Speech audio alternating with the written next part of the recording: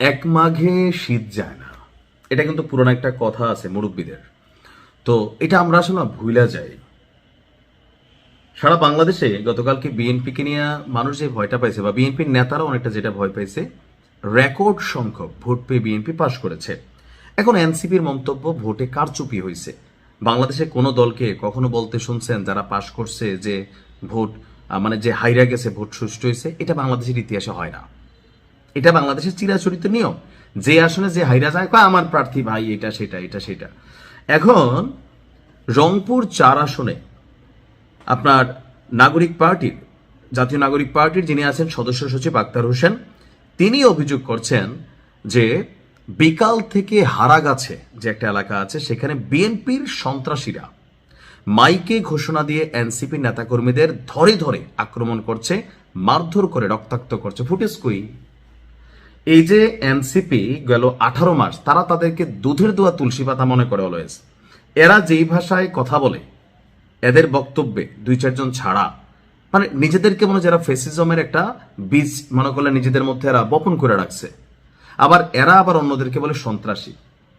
এই নির্বাচনে একটা প্রধান ন্যারেটিভ ছিল চাঁদাবাজ এবং সন্ত্রাসী।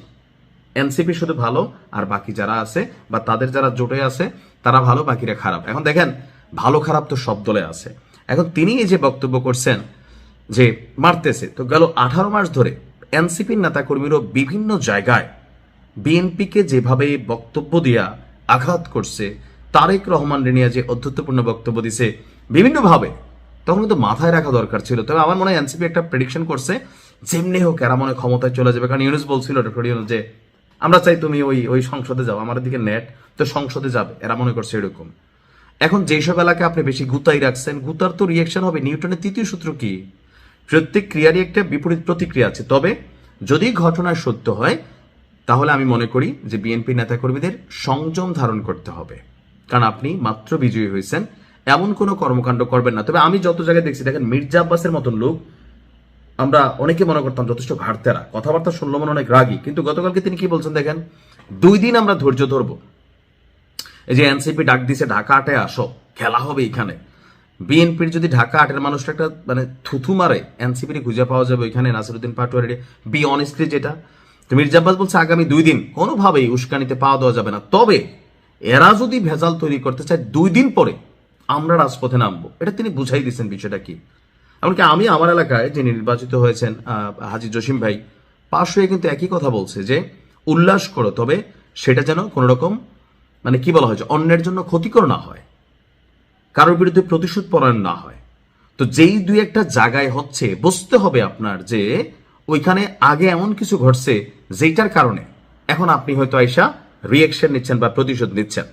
তার বক্তব্য হচ্ছে, অনেকগুলো বাড়িঘর ভাঙচুর চালিয়ে স্বর্ণালঙ্কার টাকা লুটপাট করছে, মোটরসাইকেল ভাঙচুর করছে, আগুন দিয়ে বাড়িঘর জ্বালাওয়ার হুমকি দিছে। ক্ষমতায় না আসতে নাকি বিএনপি হারা গেছে, সন্ত্রাস শুরু করে দিছে। অপরদিকে পঞ্চগড় 1 আসনে আপনার সার্জিস আলম তার ফেসবুকে তিনি অভিযোগ করেছেন, পঞ্চগড় 1 আসনে প্রায় 30-এর বেশি জায়গায় এনসিপি নেতাকর্মীদের উপর হামলার অভিযোগ করছে।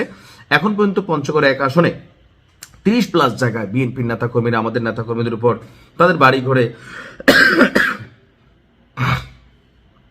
মানে এদের বক্তব্যের মধ্যে শুধু এরা ভালো।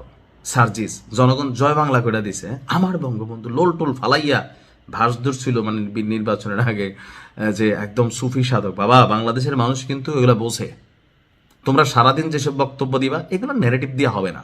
এসব বক্তব্যের এগেনস্টে ফুটেজ লাগবে, প্রমাণ লাগবে, তাই না? আপনি একটা মন গড়া কথা বলে দিলেন, হইতেও পারে 2-1টা সত্য, তবে থাকে না যে ঘরে একজন ধাক্কা দিলে বাংলাদেশের মানে অভিযোগগুলো তো ভিন্ন রকম হয়।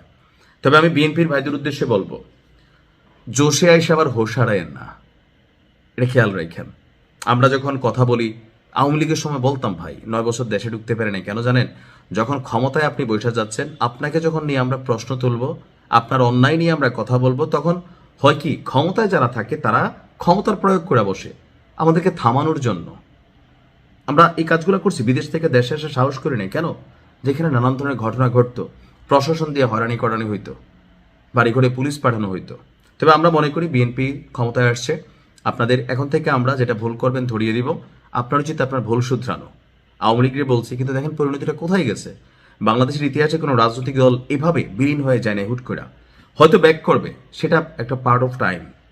কিন্তু শিক্ষণীয় জিনিসটা হচ্ছে, জুলুম করবেন আপনি আরেকদিন মজলুম হয়ে যাবেন, মাথায় রেখেন।